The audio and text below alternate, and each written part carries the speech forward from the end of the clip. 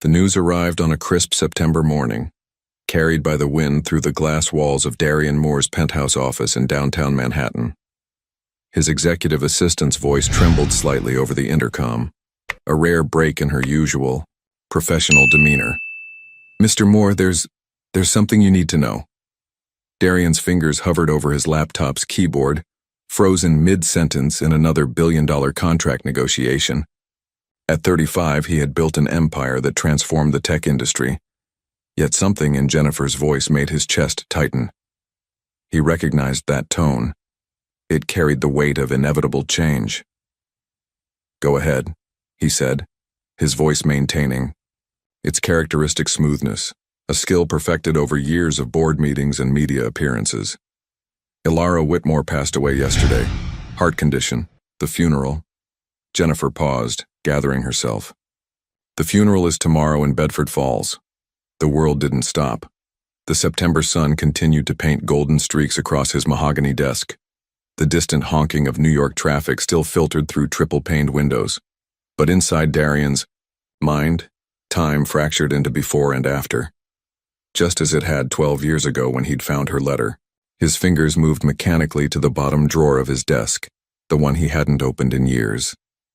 The letter lay there, worn at the creases, the ink slightly faded. "This life isn't for me. I don't love you anymore. I need to breathe. Ilara. Grace Whitmore." The name still held power over him, even after all these years. Even after he'd built himself into someone unrecognizable from the young man who'd once knelt before her with a ring and promises of forever. "Clear my schedule," he heard himself say, "all of it, and have the jet ready in an hour." The flight to Bedford Falls took less than 40 minutes, but Darian spent it lost in memories he'd locked away years ago. Ilara's laugh, like wind chimes. In summer. The way she'd dance barefoot in their garden, her blonde hair catching the light. How she'd whisper her dreams to plants, believing they'd help them grow. His driver navigated through the small-town streets, so different from Manhattan's towering skyline. Bedford Falls was exactly the kind of place Ilara would have chosen. Quiet, authentic, far from the artificial glamour she'd always struggled with. The funeral home sat at the end of a tree-lined street, its Victorian architecture a stark contrast to the modern buildings that made up Darian's world.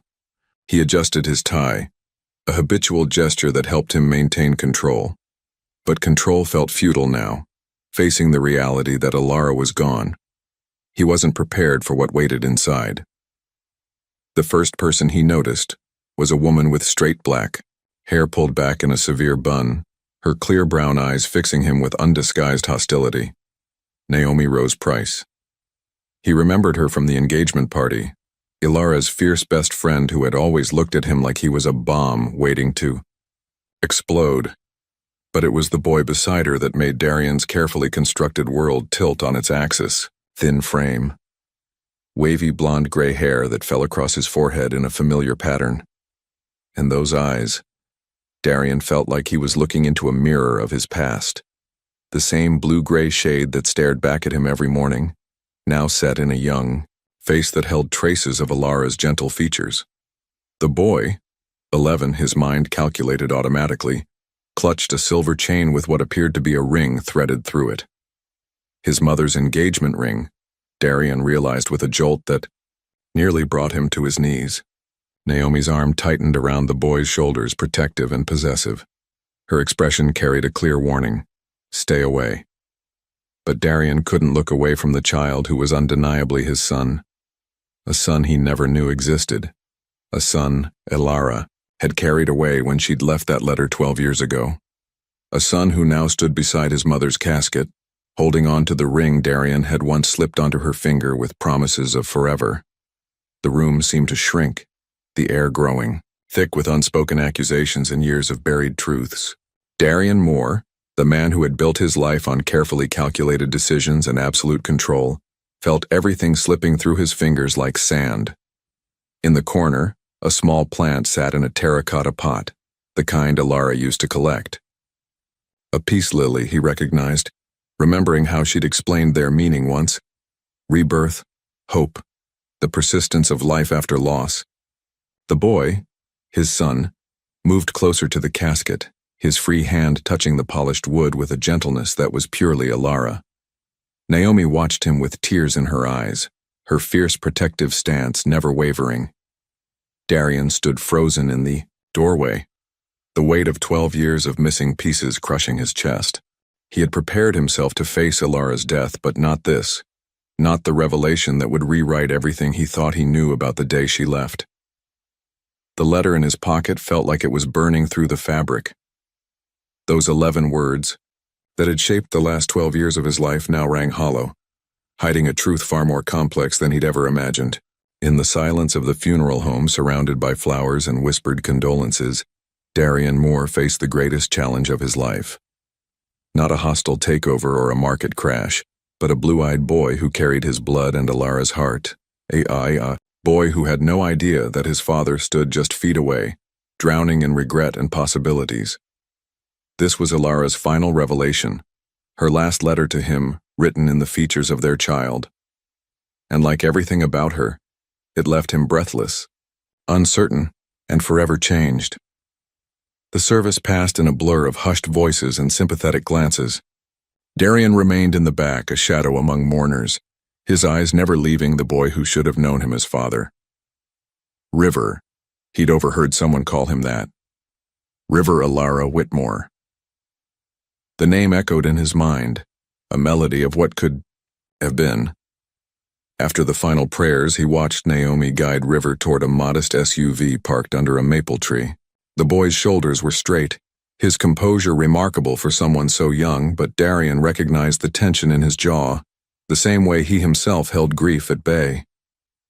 Mr. Moore, Naomi's voice cut through his thoughts. She stood before him, her brown eyes hard as granite. A word? They moved to the shade of an old oak tree, far enough from curious ears. The autumn breeze carried the scent of approaching rain, and somewhere in the distance, church bells tolled the hour. Whatever you're thinking, stop. Naomi's words were precise, measured. River has been through enough. Darian adjusted his platinum cufflinks, a nervous habit he'd developed over years of high-stakes negotiations. But this wasn't a boardroom, and the stakes were infinitely higher than any business deal. He's my son. The words felt foreign on his tongue, yet undeniably true. He's Alara's son, Naomi corrected sharply. The son she raised alone while you built your empire. The son who's never needed you before and doesn't need you now. Lightning crackled across Darian's carefully maintained composure. She never told me. And whose fault was that? Naomi's laugh was bitter, touched with 12 years of witnessed pain. You created a world that suffocated her. Your precious reputation, your rigid rules, your family's expectations. She was drowning, Darian. But you were too busy conquering Silicon Valley to notice. The truth in her words stung like winter wind. He remembered the subtle changes he'd missed. Alara's growing silence at charity galas, the way she'd slip away to the garden when his mother visited with wedding plans, how her smile had begun to look painted on. I have rights, he said, his voice low but firm. Rights? Naomi stepped closer, her 5'7" frame somehow towering with protective fury. Rights are earned, Mr. Moore. They're built on sleepless nights with fever, on knowing favorite books and secret fears, on being there when nightmares come. Where were you when he took his first steps? When he had pneumonia at age 4? When he won the science fair last spring? Each question landed like a physical blow. Darian's hand tightened around the letter in his pocket. That goddamn letter, that had explained nothing and changed everything. I didn't know. He repeated, the words tasting like ash. But I know now. And that's supposed to make everything better? Naomi shook her head, her black hair catching the fading sunlight. I'm his legal guardian now. It was Alara's wish, documented and filed. River has a stable home, a support system, friends who love him. I won't let you disrupt that with your guilty conscience. The mention of legal guardianship sent Darian's mind racing through statutes and precedents. He could fight this. One call to his attorneys would set the machinery in motion. But as he opened his mouth to respond, movement caught his eye. River stood by the SUV watching them. In his hand, he clutched a leather-bound journal, Ilara's, Darian realized with a start. The boy's expression was unreadable, but his posture spoke volumes. He stood exactly as Darian had at that age, weight shifted slightly to the left, chin lifted in subtle defiance. He deserves to know his father, Darian said finally, his voice softening. What he deserves is peace. Naomi's tone matched his, gentler now but no less resolute. He just lost his mother. His entire world is in pieces and you want to walk in with your lawyers and your rights and shatter what little stability he has left? She pulled a business card from her purse. Simple, white stock with clean black text. This is my number. If, and only if, River expresses interest in knowing more about you, I'll call. Until then, stay away. Please. The please caught him off guard. It wasn't a request born of weakness, but of fierce love for his son. Looking at Naomi now, Darian saw beyond the protective anger to the exhaustion beneath. She'd lost her best friend, become a parent overnight, and now faced the threat of a custody battle with one of the most powerful men in the country. Does he know about me? The question slipped out before he could stop it.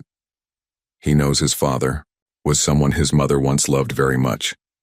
Naomi's eyes softened fractionally. The rest? That's his story to discover when he's ready, not yours to force. A fat raindrop landed on the business card, smudging one digit. Darian carefully tucked it into his breast pocket, next to Ilara's letter. 2 pieces of paper, 12 years apart, both changing his life in irreversible ways. I'll respect your wishes, he said finally. For now. Naomi nodded once, understanding the unspoken addendum. This wasn't over, they both knew it couldn't be. But for today, for River's sake, they would maintain this fragile peace. She turned to leave, then paused. She kept every article about you know, every achievement, every success. She wanted him to be proud of where he came from, even if he couldn't know you yet.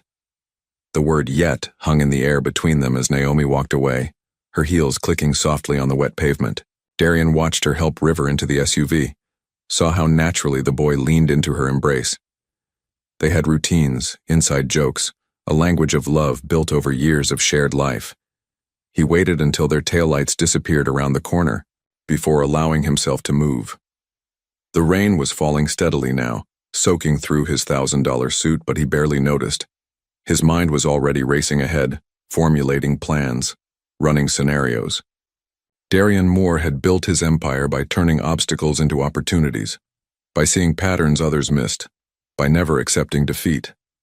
But as he stood in the cemetery where Ilara now rested, he realized this wasn't a problem he could solve with market analysis or strategic planning. This would require something he'd forgotten how to do 12 years ago. It would require him to feel, to risk, to break every rule in his carefully ordered world. For the first time since receiving that letter, Darian Moore was ready to lose control. River sat cross-legged on his mother's bed, surrounded by the lingering scent of her lavender lotion. The leather journal lay heavy in his lap, its pages filled with secrets he wasn't sure he was ready to read. Outside, rain tapped against the window of the small farmhouse that had been his home for 11 years. Hot chocolate? Naomi stood, in the doorway holding 2 steaming mugs. Her eyes were red-rimmed, but her smile remained steady. She'd changed from her funeral clothes into worn jeans and an oversized sweater. His mom's sweater, he realized with a pang. Thanks, Aunt Nomi. He made space for her on the quilted bedspread, carefully moving aside the small stack of letters he'd found hidden in his mother's dresser drawer. Naomi settled beside him, her shoulder touching his in silent support. Finding anything interesting? River ran his fingers over his mother's elegant handwriting. She wrote to him, all the time. He pulled out one letter dated just 3 months ago. She never sent them, but she never stopped writing. The tension in Naomi's shoulders didn't escape his notice. He might be 11, but he'd inherited his mother's gift for reading people. He was at the funeral today, wasn't he? The man you were talking to. Naomi's breath caught. She took a careful sip of hot chocolate before answering. Yes, that was Darian Moore. My father. The words felt strange in his mouth, like trying to speak a language he'd never learned. River? Naomi set her mug on the nightstand. Your mom had her reasons for everything she did. She wanted to protect you, to give you a life free from... From what? River interrupted, an unusual edge in his voice. From knowing who I am? From having a father? He pulled the silver chain from under his shirt, his mother's engagement ring glinting in the soft lamplight. I found this in her jewelry box when I was 8. I asked her about it, but she just smiled and said it was from another life. Naomi wrapped an arm around his shoulders, drawing him close. That other life wasn't as perfect as it looked from the outside, sweetheart. Your mom was so young when she met Darian. His world. It was beautiful but suffocating, like living in a crystal palace where you can't touch anything or breathe too deeply. In the distance, thunder rolled across the Bedford Falls sky. River opened the journal, finding a page marked with a pressed flower, a forget-me-not, preserved between the sheets of paper. Sometimes love isn't enough, he read aloud. Sometimes it takes more courage to leave than to stay. But how do I tell my son that I ran away from his father to save us both? He looked up at Naomi, his blue-gray eyes sharp with understanding beyond his years. She was afraid. She was protecting you both, Naomi corrected gently. Darian's family. Their expectations, the media attention, it would have been a cage. She wanted you to grow up free to be yourself, not molded into someone else's idea of perfection. River closed the journal, but kept his finger marking the page. I saw his pictures in her box, news articles about his company. She kept track of everything he did. Because she never stopped caring, Naomi admitted. She wanted you to know about him when the time was right, to understand where you came from. And now? River's question hung in the air like mist. Naomi chose her words carefully. Now it's complicated. Darian knows about you, and he'll probably want to be part of your life. But that has to be your choice, River. No one else's. The boy nodded slowly, processing. He reached for a photograph that had fallen from between the journal's pages. His mother, much younger, laughing in a garden. Behind her stood a man with dark hair and familiar eyes, looking at her like she was the answer to every question. He looks sad now, River observed, like something's missing inside. Naomi blinked back tears, remembering the broken man who'd stood in the rain after the funeral. Losing someone you love changes you. Sometimes it breaks you in ways that never quite heal. Like Mom's heart? River's voice cracked slightly. Oh, sweetie. Naomi pulled him closer, letting him bury his face in her shoulder. Your mom's heart was full of love, for you, most of all. The physical problem, that was different. That wasn't anyone's fault. River nodded against her shoulder, but his hand tightened around the ring on its chain. I want to know him, he whispered. Not right now, but someday. Is that okay? Of course it's okay. Naomi stroked his hair, so like his mother's. We'll figure it out together, just like we always do. They sat in comfortable silence, listening to the storm outside. River eventually dozed off, emotional exhaustion claiming him. Naomi gently tucked him into his mother's bed, knowing he needed the comfort of her lingering presence. In the hallway, she pulled out her phone and the business card Darian had given her. Her fingers hovered over the keypad before typing a simple message. He's asking about you. Not ready yet, but someday I'll be in touch. The response came almost immediately. Thank you. I'll wait. Naomi leaned against the wall, closing her eyes. In her mind, she saw Alara in their college days, before Darian, before wealth and expectations, complicated everything. Her friend had been luminous then, full of dreams and fearless love. I'll take care of them both, she whispered to the empty hallway. I promise. Downstairs, she found Ilara's old photo albums, page after page of River growing up, first steps, lost teeth, science fairs, and tucked in the back, a series of ultrasound photos with a note in Ilara's handwriting. My dearest River, your father once told me that love was like gravity, a fundamental force that holds worlds together. I hope someday you'll understand why I had to break free of that gravity to let you find your own orbit. But never doubt that you were born from love, even if that love had to change shape to survive. Forever yours, Mom. Naomi traced the words with trembling fingers. Somewhere in Manhattan, Darian Moore was probably standing at his penthouse windows looking toward Bedford Falls, wondering about the son he'd just discovered. And here in this small farmhouse, that son slept surrounded by 11 years of memories, dreaming of a father he'd only just begun to know. The storm outside began to fade, leaving behind a world washed clean. Tomorrow would bring new challenges, but for tonight in this quiet house full of echoes and possibilities, peace settled like a blanket over them all.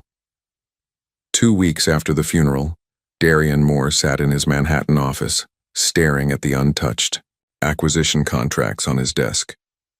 The city lights sparkled beyond his windows, but his mind was 30 miles away in Bedford Falls, with a boy who had his eyes and Ilara's gentle spirit. Mr. Moore? Jennifer's voice came through the intercom. The board is waiting in the conference room. He pressed the intercom button. Cancel it. Sir? Her surprise was evident. In 15 years, Darian Moore had never canceled a board meeting. Reschedule for next week. He stood, shrugging on his coat. And Jennifer? Book me a house in Bedford Falls. Something private with a good view. I'll be working remotely for a while. The drive to Bedford Falls took him past manicured suburbs into rolling countryside. His Bentley looked out of place on the small town streets, drawing curious glances from locals. He ignored them, focused on the GPS directions to the address he'd had his private investigator discover.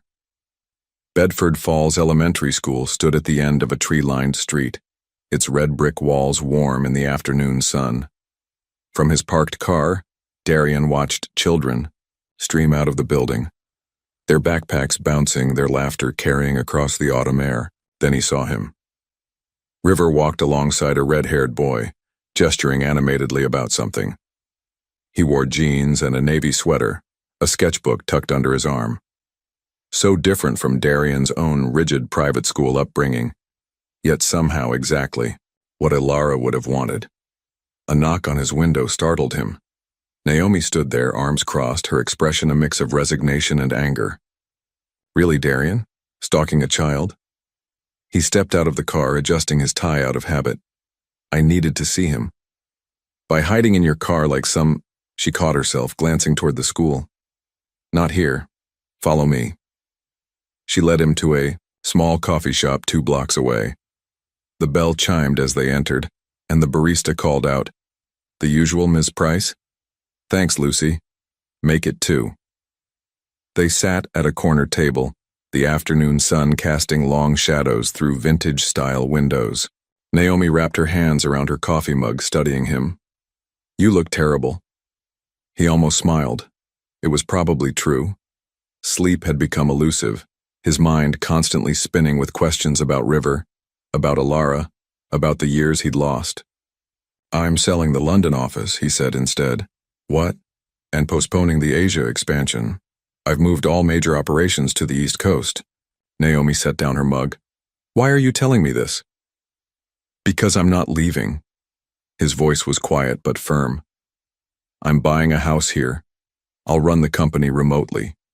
River deserves stability, Naomi cut in. Not a father who suddenly uproots his entire life out of guilt. This isn't about guilt. Darian leaned forward. I missed 11 years. I won't miss any more. And what happens when you get bored? When small-town life starts suffocating you like it did Ilara? Will you just jet back to your empire and leave him with another scar? The barista approached with fresh coffee, sensing the tension. They waited in silence until she left. I found this in my office. Darian pulled out a worn envelope. It was mixed in with some old contracts, postmarked 8 years ago. Naomi's face paled. She swore she never sent any. She didn't. It was returned. Wrong address. He slid the unopened envelope across the table. I can't bring myself to read it. Naomi's hands trembled as she opened the letter. Her eyes filled with tears as she read. My dearest Darian, she began softly. River took his first steps today. He has your determination. Fell 7 times, got up 8. The doctors say his heart murmur is nothing to worry about, but I stay awake listening to him breathe. He draws constantly, filling pages with colors like I used to. Sometimes I catch him studying his reflection, and I see you in every gesture. She stopped, unable to continue. Darian's knuckles were white around his coffee cup. She was protecting him. Naomi said finally, the press, the expectations, your mother's influence, it would have crushed his spirit. You know that. I would have changed. The words came out raw. For them, I would have changed everything. Would you? Naomi's question hung between them. The man I remember was ambitious, driven, absolutely certain of his path. Would you really have chosen a different life? Before he could answer, his phone buzzed. A text from Jennifer. Emergency board meeting called by investors. They're questioning your recent decisions. Naomi watched his expression shift. Go, she said. Your empire needs you. This is more important. Is it? She stood, gathering her bag. Prove it. Not with grand gestures or relocated offices. Prove it by being patient, by respecting boundaries, by understanding that love isn't about possession or control. She paused at the door. River has art class on Thursdays. He walks home through Palmer Park around 4. If someone happened to be sitting on the blue bench by the pond reading a book, well, that's public property. Darian's phone buzzed. Again, more urgently. Your world is calling, Naomi said softly. Choose wisely, Mr. Moore. After she left, Darian sat alone in the coffee shop, watching shadows lengthen across worn wooden floors. On his phone, crisis messages piled up. His carefully built empire teetered on choices he never thought he'd have to make. He pulled out Ilara's returned letter, still unopened after 8 years. In his mind, he saw River walking home from school, sketchbook under his arm, perhaps pausing to draw the autumn trees reflected in the pond. Somewhere in the distance, church bells chimed 4 o'clock. Darian Moore looked at his phone one last time, then turned it off. Some choices he was learning weren't choices at all. Some paths, once seen, couldn't be ignored. Some hearts, once opened, couldn't be closed again. He left a generous tip on the table and stepped into the autumn afternoon, walking not toward his waiting car but toward Palmer Park, where a blue bench waited by a pond, and with it, the chance to begin again. The autumn air carried the scent of pine and wet earth as River walked through Palmer Park, his art supplies tucked safely in his backpack. He'd stayed late after class working on a special project, a portrait of his mother pieced together from memories and photographs, each brushstroke an attempt to keep her alive in color and light. He noticed the man on the blue bench immediately. Even sitting still reading a book, Darian Moore commanded attention. His expensive coat seemed out of place among the falling leaves and casual dog walkers, but something about his solitude felt genuine. River hesitated, his hand instinctively finding the ring around his neck. He'd read more of his mother's letters over the past weeks, learning about the young man who'd once brought her flowers at midnight and danced with her in empty ballrooms. The man before him now seemed carved from different stone, harder, colder, yet somehow more fragile. Making a decision, River approached the bench. That's a good spot for drawing. Darian looked up, careful to keep his expression neutral despite the thunder of his heart. Is it? Mom used to bring me here. River sat down, leaving space between them. She said still water makes you see things differently, like a mirror, but softer. The silence between them felt thick with unspoken words. On the pond, a family, of ducks carved gentle ripples through their reflections. "I have your eyes," River said finally, studying their shared reflection in the water. Mom wrote about that in her journal, said looking at me was like seeing the past and future in one smile. Darian's hands tightened around his book. "Your mother had a way with words." "She had a way with truth," River corrected, pulling out his sketchbook. "Even when it hurt." They sat quietly as River began to draw, his pencil moving with confident strokes across the paper. Darian watched, recognizing Alara's artistic touch in their son's natural talent. "The board wants to replace me," Darian said suddenly, surprising himself with the admission. "They think I'm having a breakdown, abandoning my responsibilities." River's pencil paused. "Are you?" "I don't know." Darian laughed softly. "I built an empire by always knowing exactly what I wanted. Now you're sitting on a park bench talking to a kid you just met." River's voice held no judgment, just quiet understanding. "Mom said you were always afraid of losing control." She was right. Darian watched a leaf spiral down to the pond's surface. "I thought I could control everything, markets, mergers, the future itself. But I couldn't see what was right in front of me. Couldn't see her drowning in the life I thought was perfect." River added shading to his drawing, the graphite dark against white paper. "Perfect isn't real. Mom taught me that. She said happiness lives in the messy parts, in the mistakes and do-overs." "When did 11-year-olds get so wise?" Darian asked, feeling something tight in his chest begin to loosen.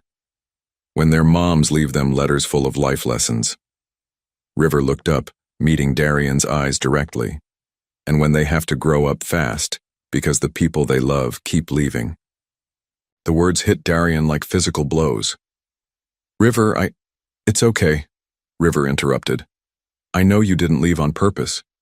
You didn't even know about me. But Aunt Naomi's scared you'll leave now. Once you realize small towns and kid stuff isn't as exciting as running companies and making billions. Is that what you think will happen?" River shrugged, adding final touches to his sketch. "I think people do what they need to do. Mom needed to leave to breathe. Maybe you'll need to leave too. Whatever the opposite of breathing is." "Suffocating," Darian whispered, remembering Naomi's words about Alara drowning in his world. "I've finished your portrait," River said, turning his sketchbook around. "Want to see?" Darian stared at the drawing, his own face captured in stunning detail, but with subtle differences. The artist had softened his usual stern expression, found light in his eyes that Darian hadn't seen in mirrors for years. It was him, but him as seen through his son's gaze, a possibility rather than a reality. "You made me look human," River suggested. "Mom's letter said you used to laugh more, that you'd tell bad jokes and dance in the rain and dream about changing the world. That was a lifetime ago." "No," River said firmly. "That was just yesterday wearing different clothes. Mom always said time is like this pond. The surface changes, but the deep parts stay the same." A text notification buzzed in Darian's pocket. He ignored it, focused instead on the way the setting sun painted copper highlights in River's hair, Ilara's hair, but with his own cowlick at the crown. I bought a house," he said quietly. "The old Victorian on Maple Street. It has a studio with north-facing windows. Good for drawing." River's pencil stilled. "That's 4 blocks from our house." "Too close?" "I don't know." River closed his sketchbook carefully. "Everything feels too close and too far away since she..." Without thinking, Darian reached out, his hand hovering uncertainly before settling on River's shoulder. The boy stiffened for a moment, then slowly relaxed. "I can't replace her," Darian said softly. "I wouldn't try to. But I'd like to be here if you'll let me. Not as the CEO or the billionaire or any of those titles, just as someone who loved your mother once and who would very much like to know her son." River nodded, unable to speak. They sat together as darkness crept across the park, watching their reflections blur and sharpen in the still water. When River finally stood to leave, he hesitated, Thursday is meatloaf night, he said. Aunt Naomi always makes too much. She says it's habit from when Mom would forget to eat while painting. If someone happened to walk by around 6.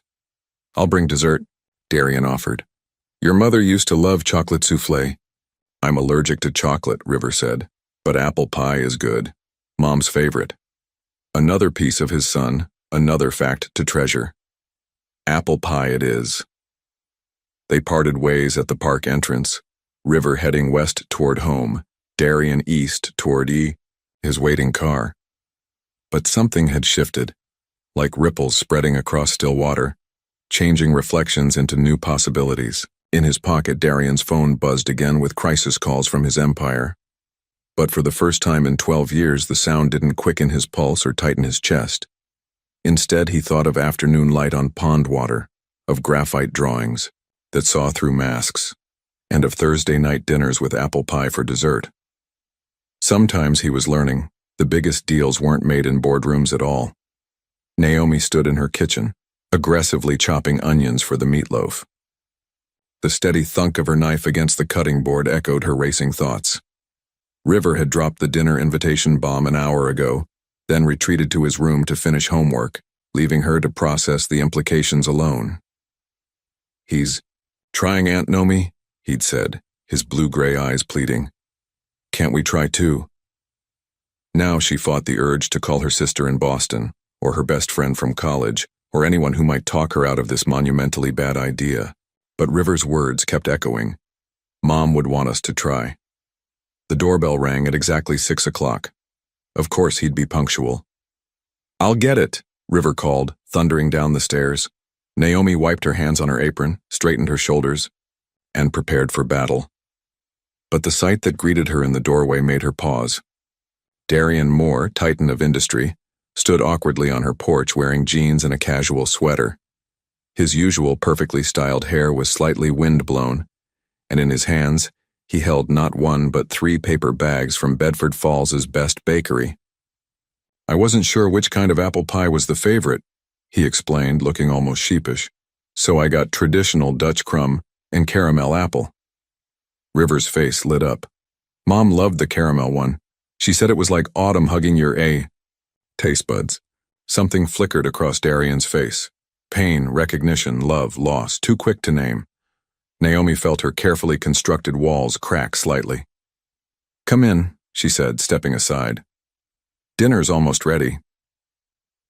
The kitchen was warm and fragrant with herbs. Photographs covered the refrigerator. River through the years. Ilara's bright smile. Moments of a life well lived if too brief. Darian tried not to stare, but his eyes kept finding new details. River missing front teeth, Ilara with paint in her hair, birthday parties and science fairs and ordinary Tuesday afternoons. Can I help? He offered, rolling up his sleeves. Naomi handed him plates and silverware. Tables through there. River, finish your math homework before dinner. But, no buts. 15 minutes won't kill anyone. River trudged upstairs, leaving the adults in charged silence.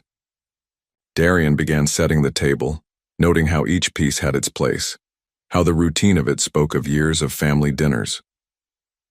The board called me, Naomi said suddenly, pulling the meatloaf from the oven. They're worried about your mental state. Darian carefully aligned a fork. Are you going to tell me I'm making a mistake too? No. She placed hot pads on the table.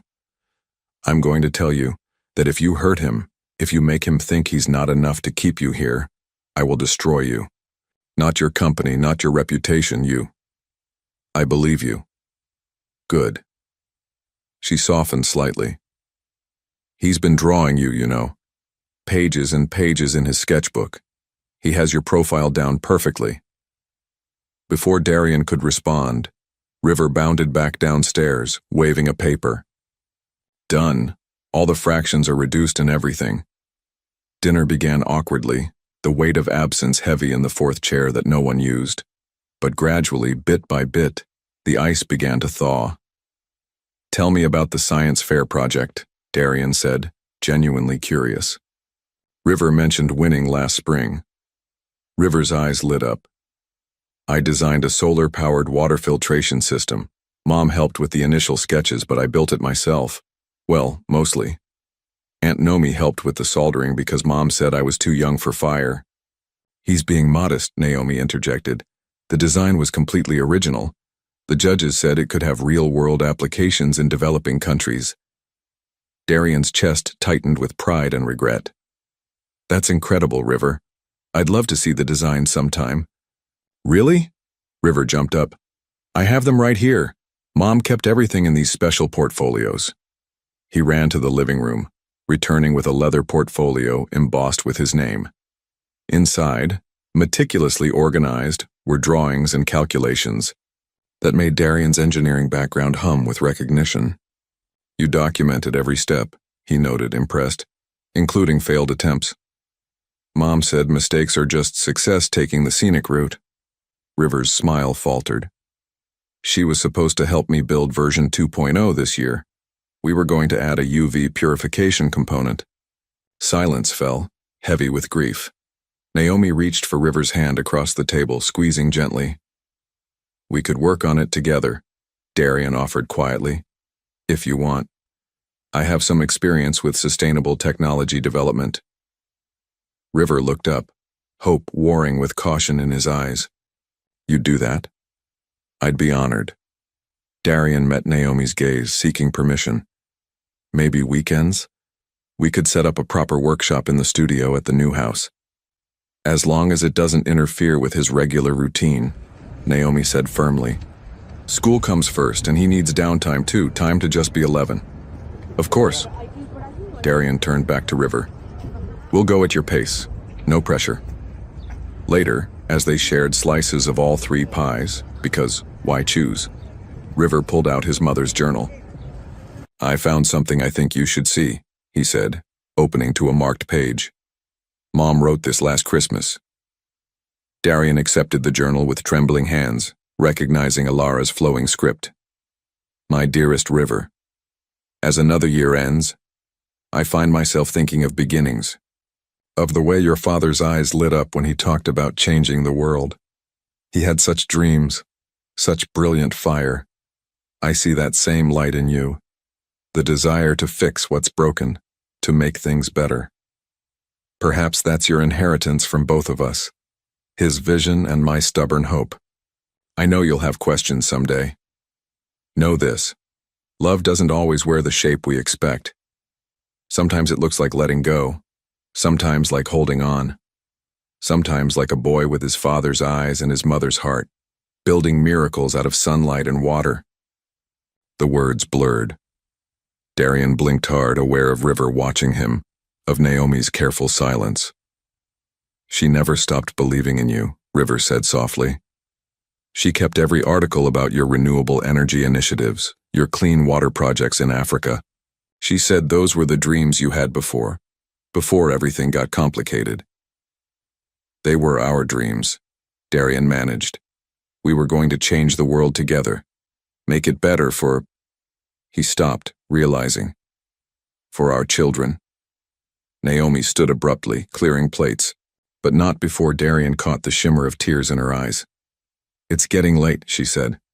River, homework check before bed. But it's only... School night rules still apply.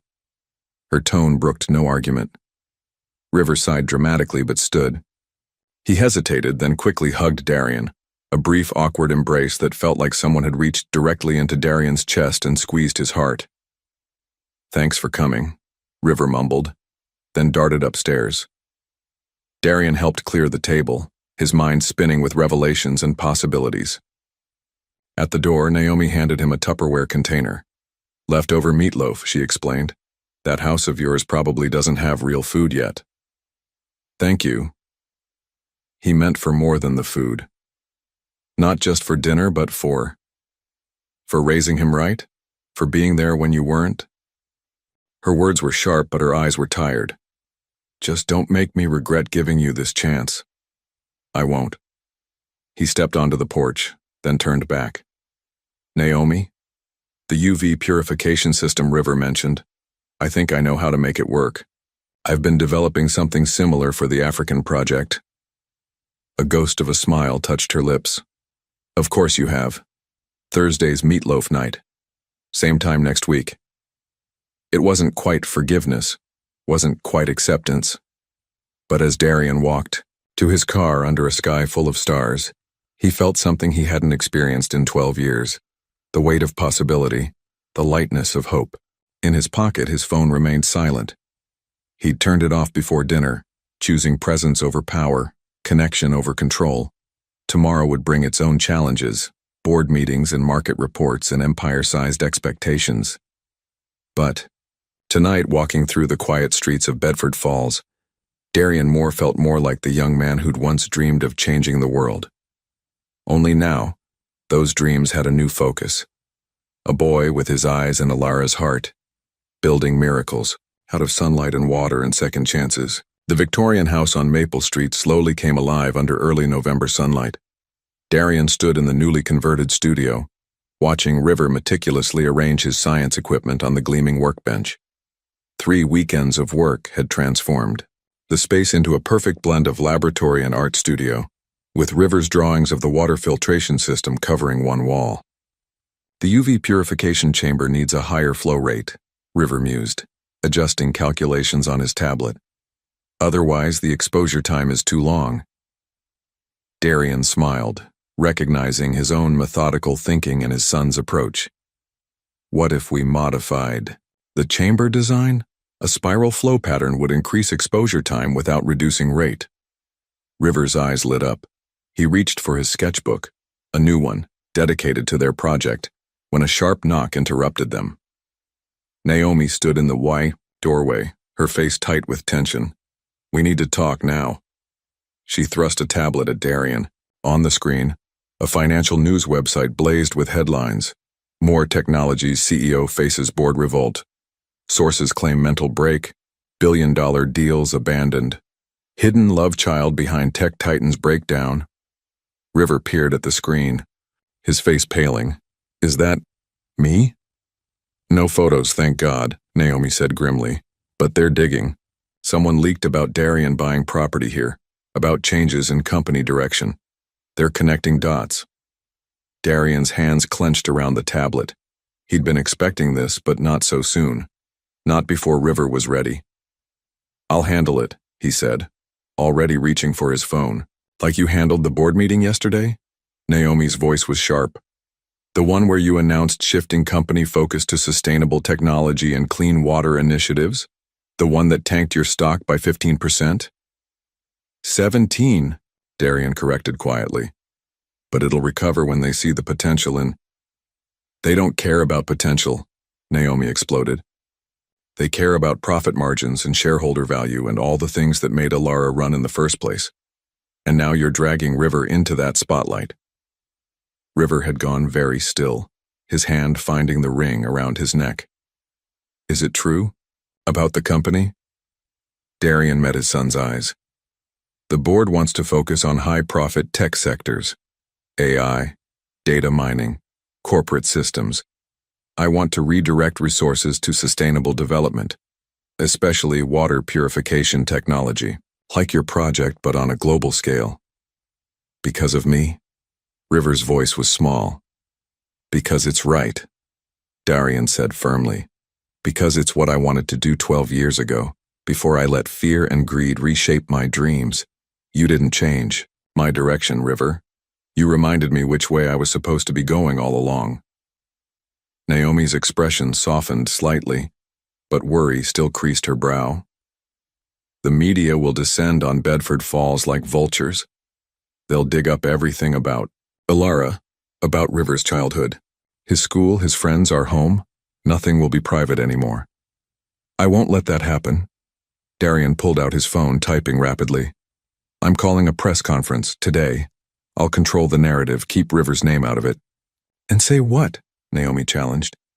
That you had an epiphany about clean water? That your company's sudden shift has nothing to do with finding your long-lost son?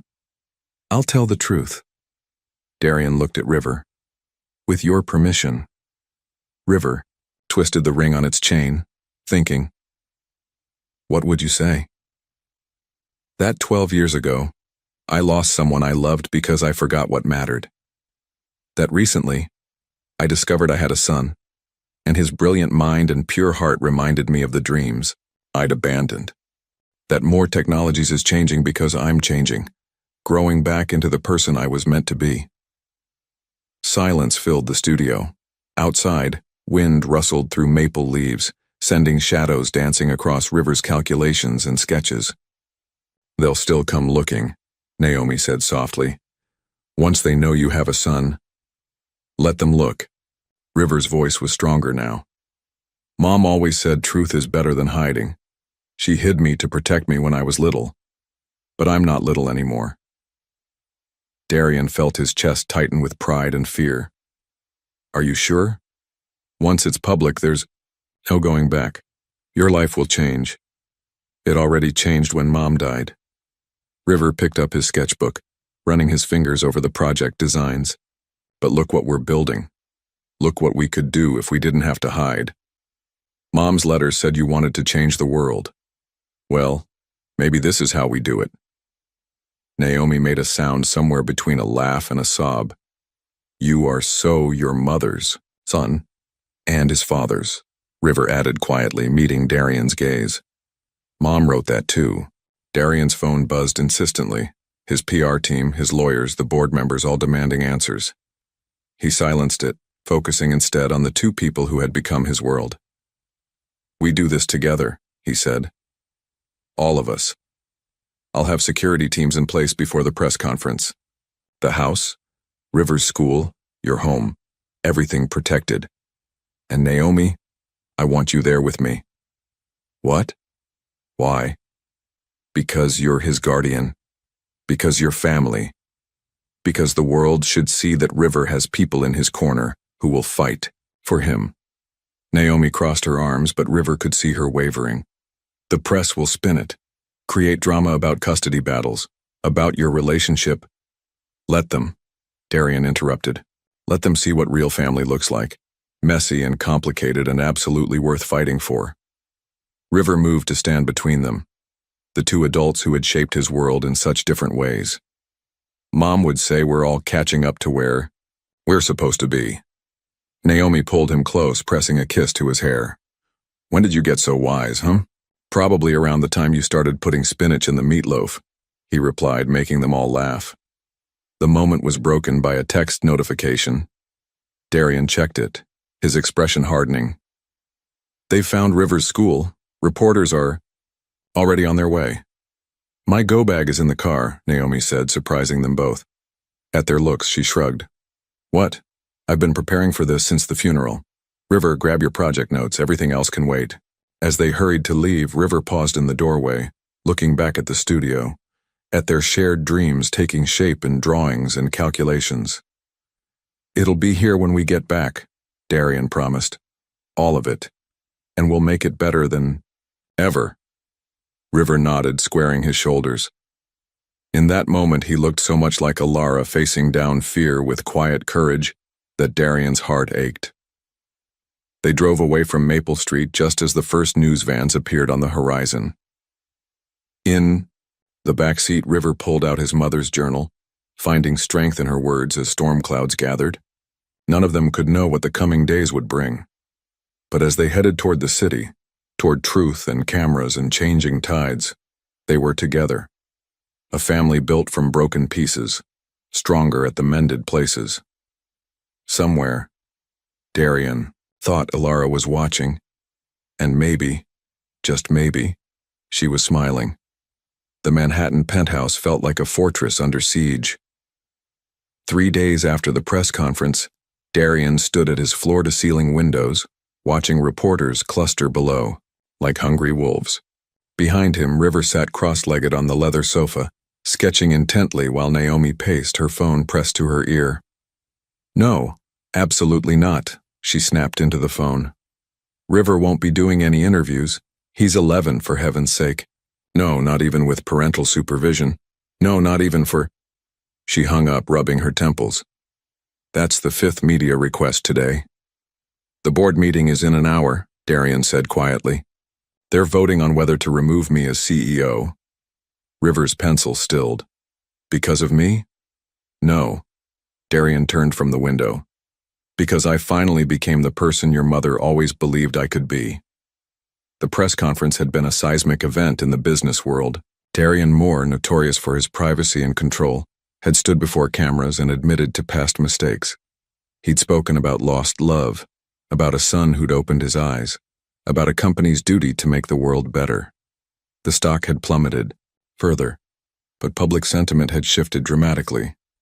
Look at this, Rivers said, turning his sketchbook around. He'd drawn the three of them as they'd appeared at the press conference, Darian at the podium, Naomi fierce and protective beside him, River standing tall between them. But he'd added something, a ghostly figure in the background, blonde hair catching invisible light. Ilara, watching over them all. Naomi's breath caught. Oh, sweetheart. Mom would be proud, River said firmly. Of all of us. A knock at the door made them all tense. Jennifer, Darian's executive assistant, entered with an armful of documents. Sir, the proxy votes are in. She hesitated. It doesn't look good. Darian nodded, already reaching for his tie. River, I need you to... No. River stood, clutching his sketchbook. I'm coming with you. Absolutely not, Naomi interjected. They're voting about our project, River insisted. About clean water and helping people in everything Mom believed in. They need to see who they're really voting against. Darian exchanged looks with Naomi. They'd both noticed how River had said, our project, claiming his place in this fight. The press will be there, Naomi warned. Good. River's chin lifted in that familiar way that made Darian's heart clench. Let them see what really matters. An hour later, they entered Moore Technologies' headquarters through a private entrance. The boardroom stood ready, 20 grim-faced executives seated around a gleaming table. Their expressions when River walked in ranged from shock to calculation to genuine surprise.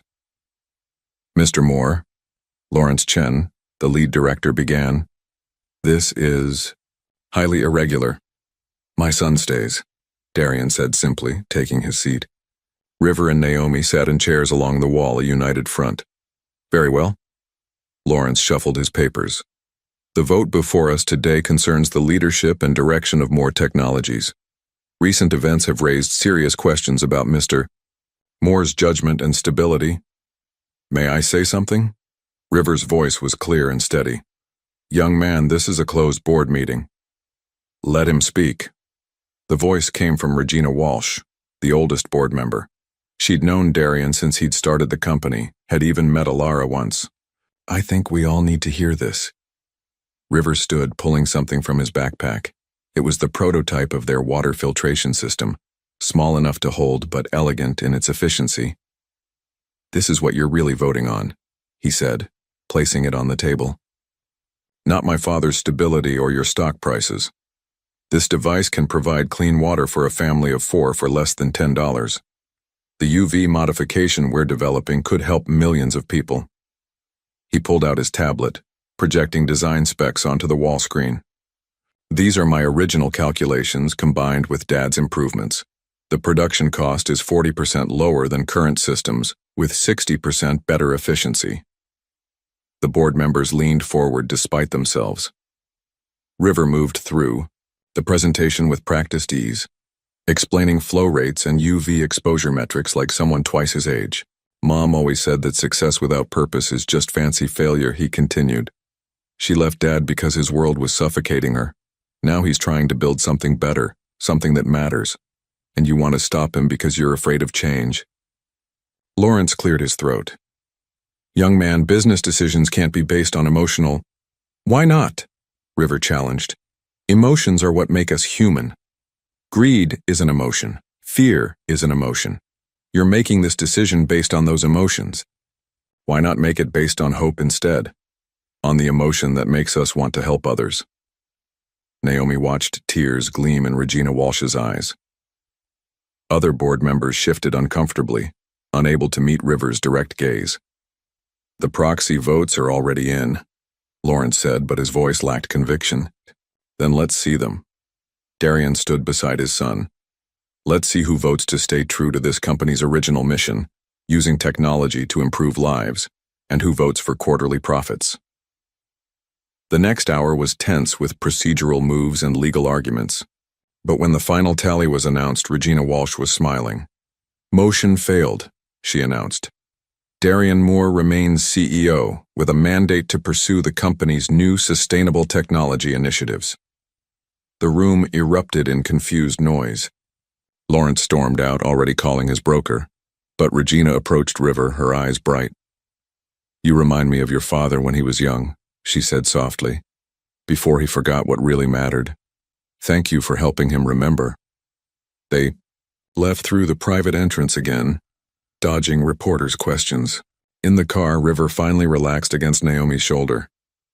You were incredible, she whispered, stroking his hair. I was terrified, he admitted. But Mom's journal had an entry about fear. She said being brave isn't about not being scared, it's about being scared and doing the right thing anyway. Darian watched them in the rearview mirror, his chest tight with emotion. The company will change, he said. Some investors will leave. The stock may take years to recover. But we'll be helping people, River said sleepily. Making the world better. Yes, Darian agreed, thinking of Alara's dreams, of passion before profit, of love before fear. Yes, we will. Later that night, after River had fallen asleep in the penthouse's guest room, Naomi found Darian in his office. He was looking at an old photo, himself and Alara at a charity gala, both so young, so full of dreams.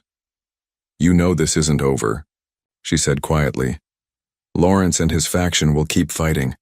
Let them. Darian put the photo down. I'm not afraid anymore.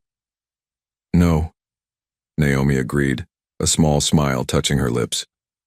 You're not that man anymore. They stood in comfortable silence, watching the city lights sparkle below. Somewhere in the guest room, River slept peacefully, his mother's journal and his father's dreams safe beside him. Tomorrow would bring new challenges, reporters to dodge, projects to develop, a company to rebuild. But tonight, in this quiet moment between storms, they had won something precious. A future worth fighting for, a family worth keeping, and a legacy Alara would have been proud to see. 2 weeks after the board meeting, Lawrence Chen's legal offensive began. The documents arrived at Naomi's farmhouse on a snowy December morning. A custody challenge, claiming Darian's parental rights, superseded Alara's written guardianship wishes. He can't do this, Naomi whispered, papers trembling in her hands. He's using River to attack the company. Darian stood by the window, watching fat snowflakes blanket the world in white. His voice was tight with controlled rage. Lawrence knows a custody battle will dominate headlines. The stock will plummet further. He thinks he can force me to resign to protect River. Upstairs, they could hear River playing his mother's old piano, the melancholy notes of Beethoven's Moonlight Sonata, floating down. He didn't know about the papers yet, didn't know his world was about to shatter again. I won't let him use my son as a pawn, Darian growled, pulling out his phone. Your son? Naomi's voice cracked like ice. Where were you when he had chickenpox? At 6? When he broke his arm falling from the oak tree? When he cried himself to sleep missing his mother? That's not fair. No, what's not fair is you swooping in now, claiming rights you never earned. She stepped closer, tears and fury blazing in her eyes. I was here. I helped raise him. I held him through nightmares and celebrated every triumph. You don't get to just... The piano music stopped abruptly. They looked up to find River standing in the doorway, his face pale. You're fighting over me, he said quietly. Like I'm a thing to be won. No, sweetheart, Naomi started. I found this in Mom's journal. River pulled out a folded paper. I think she knew this might happen someday. The letter was dated just months before her death. My dearest loves, if you're reading this, the past has finally caught up with us. I always knew it might. Known that someday the truth would surface, and you'd all face impossible choices. Darian, my first love, I see you finding your way back to the man I fell in love with, the one who dreamed of changing the world. Don't let fear or pride steal that dream again. Naomi, my fierce protector, my sister in all but blood. You've been River's guardian angel since the day he was born. Don't let anger or hurt make you forget that love is bigger than legal documents. And River, my beautiful boy, my heart walking outside my body. You have your father's brilliance and my stubborn hope. Don't let anyone make you choose between the people who love you. Family isn't about blood or legal rights, it's about choice, about showing up, day after day in all the messy, beautiful moments. Choose each other. Choose love. Always, Mom. Silence filled the farmhouse kitchen. Outside, snow continued to fall, muffling the world in white peace. She's right, River said finally. We have to choose each other. It's not that simple, Naomi began, but River cut her off. Yes, it is. He squared his shoulders. I choose, both of you. I choose our project at Dad's studio and meatloaf nights here. I choose having 2 homes and 2 people who love me enough to fight for me. And if Mr. Chen doesn't like it, he can… River Alara Whitmore, Naomi warned, but her lips twitched. Sorry. He didn't look sorry at all. But Mom would say he can go jump in the pond. A choked laugh escaped Darian. She would, wouldn't she? With more colorful language, Naomi admitted, remembering Alara's rare but spectacular outbursts. River moved to stand between them, taking each of their hands. Mom chose to leave. She chose to protect me. Now we have to choose too. Darian looked at his son, this miraculous boy who carried Alara's wisdom and his own determination. Then he looked at Naomi, who had given River everything he couldn't for 11 years. What if we chose something unexpected? He said slowly. What do you mean? Naomi asked. What if, instead of fighting Chen's custody challenge, we presented a united front? Shared custody? Legal recognition of both our roles in River's life? Can you do that? River's eyes widened. It's unusual, Darian admitted. But so is this whole situation. And it would show the board, the media, everyone, that this isn't about power or control. It's about family. Naomi sank into a kitchen chair, overwhelmed. The press would have a field day.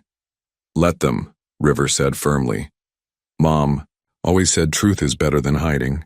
A notification pinged on Darian's phone, another urgent message from his legal team. He silenced it without looking.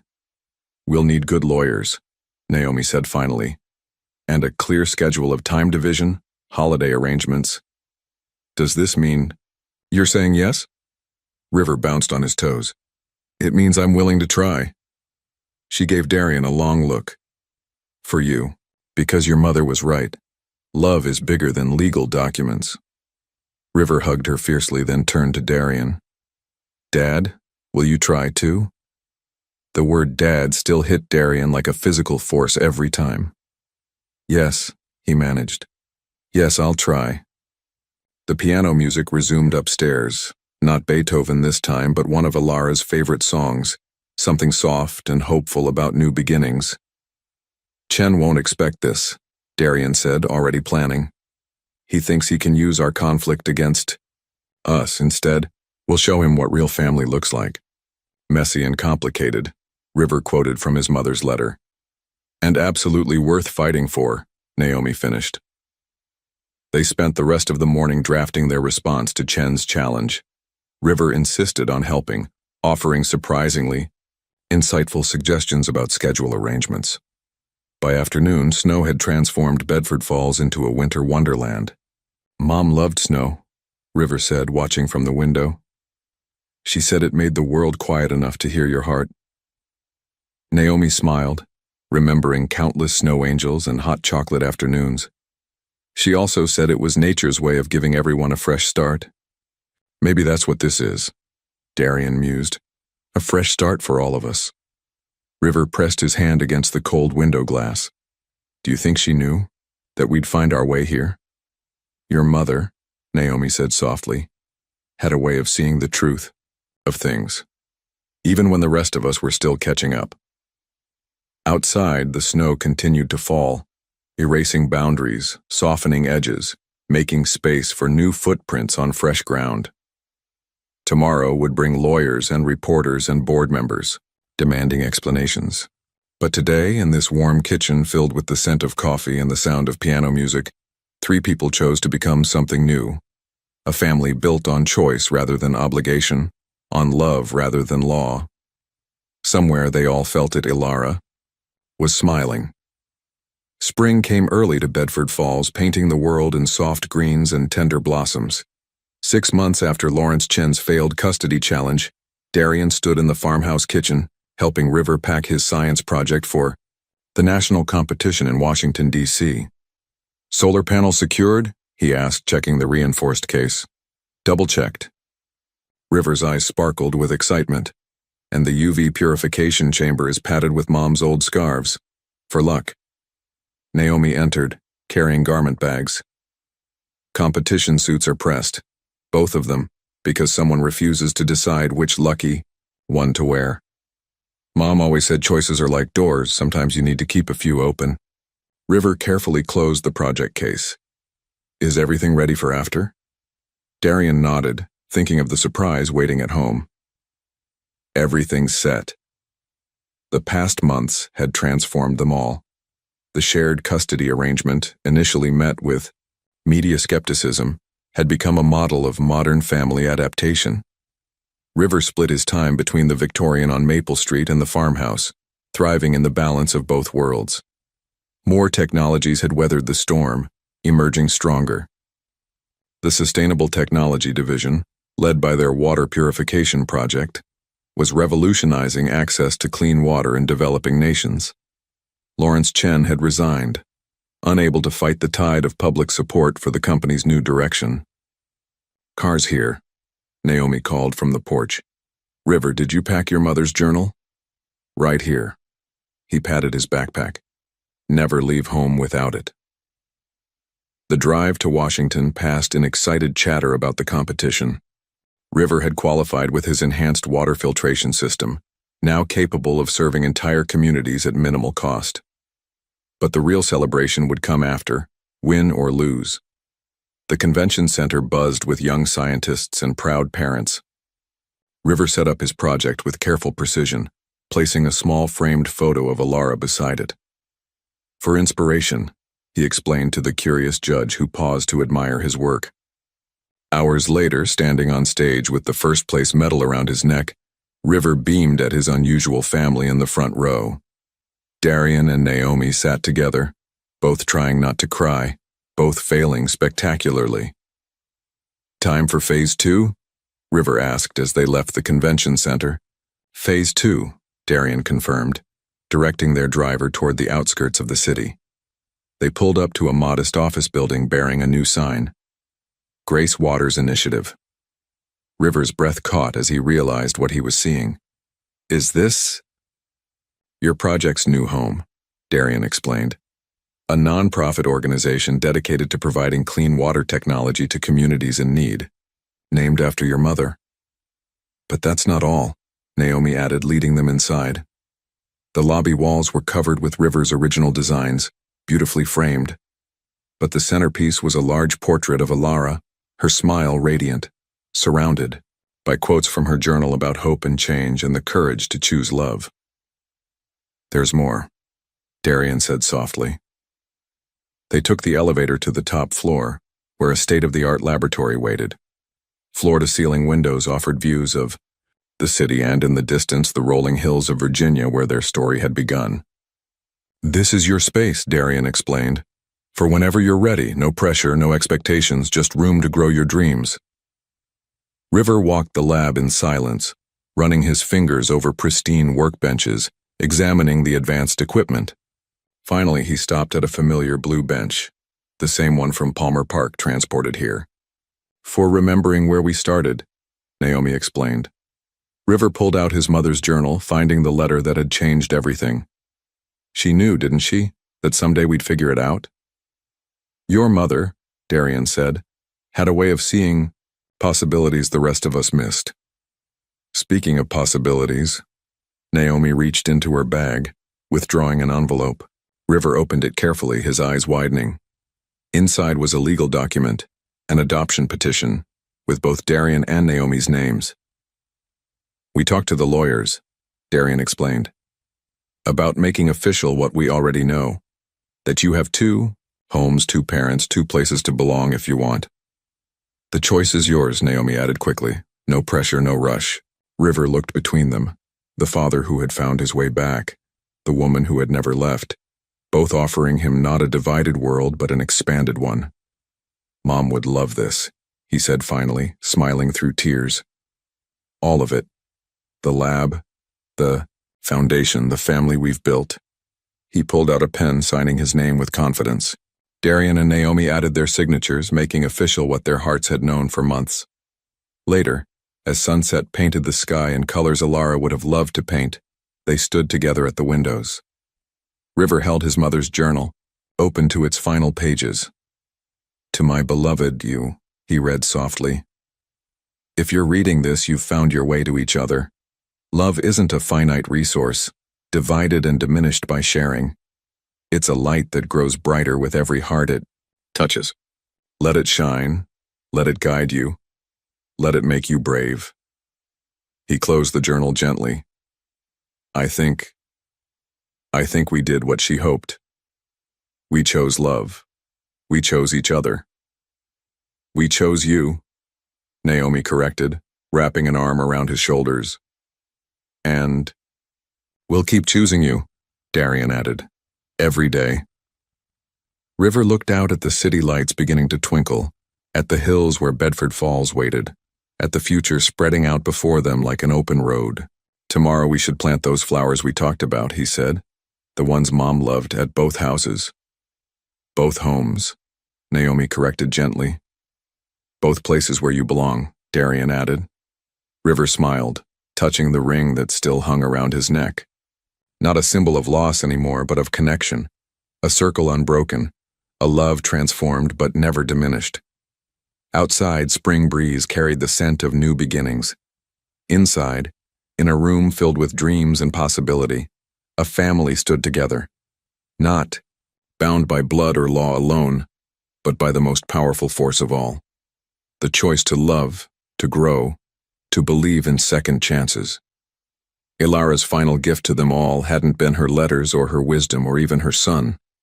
It had been the courage to choose love even when it looked different than expected, to build something new from broken pieces, to find family in the spaces between heartbeats, in the quiet moments of choosing each other again and again.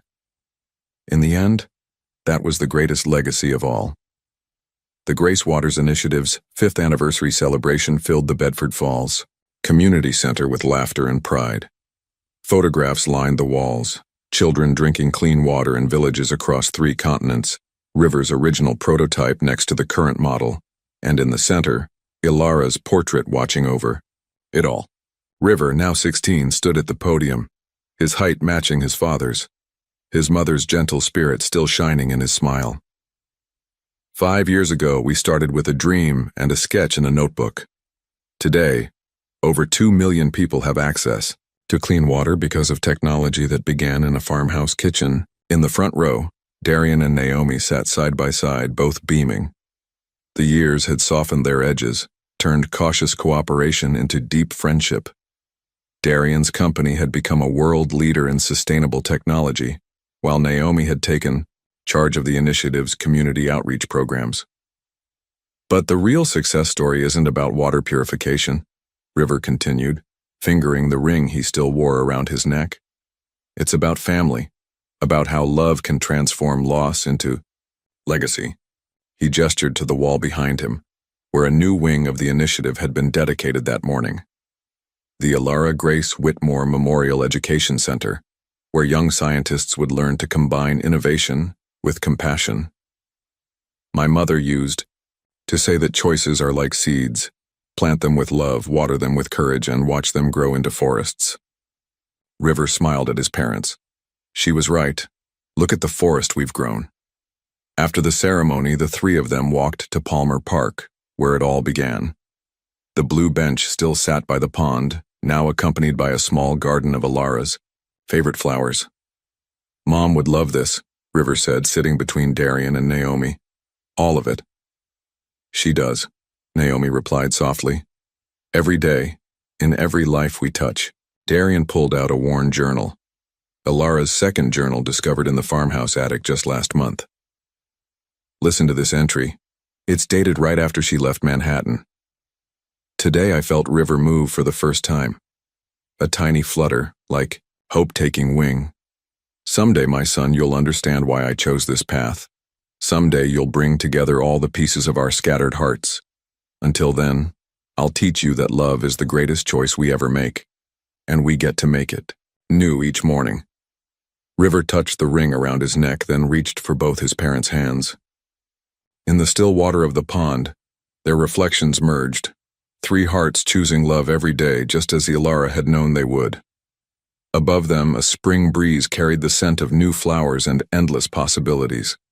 The future stretched, out before them, not as a single path but as a forest of opportunities, each one rooted in the love of a woman who had dared to choose hope over fear, truth over comfort, and the messy beauty of real love over the perfect illusion of what might have been. In the end, she had given them the greatest gift of all, not just each other, but the courage to keep choosing each other every day, in all the small moments that add up to a life well loved. And that was the most perfect ending of all. If you could send a letter to someone from your past who completely changed the course of your life, just as Ilara did with Darian, what would you write? Sometimes unspoken words carry the power to transform entire destinies, just as we saw in this story of love, loss, and redemption. What words have you kept in your heart that could have changed everything? Your participation in the channel is very important. Please leave your opinion in the comments. Thank you for watching. If you enjoyed the story, please subscribe to our channel and leave a comment below letting us know what you thought. Your feedback and support mean a lot to us. Stay tuned for more exciting stories.